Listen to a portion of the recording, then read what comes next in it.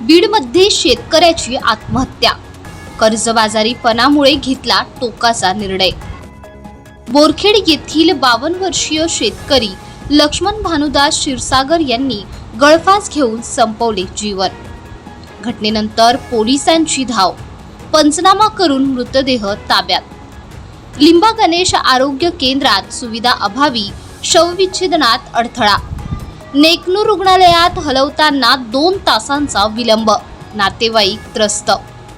आरोग्य सुविधांच्या अभावावर ग्रामस्थांची तीव्र नाराजी।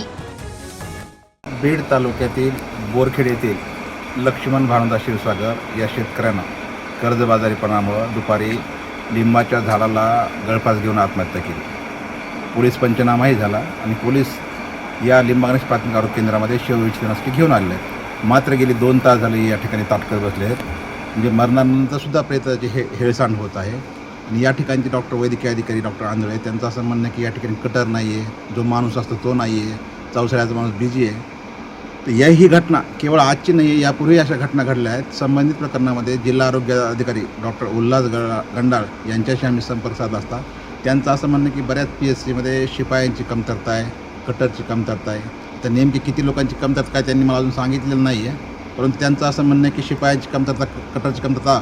परंतु आमची अशी मागणी की ज्या लिंबा गणेश गावामध्ये कमीत कमी 15-16 वाडा येतात, या ठिकाणी कमीत कमी कटर, माणूस, सहाय्यक जो आहे त्यांची व्यवस्था करायला पाहिजे।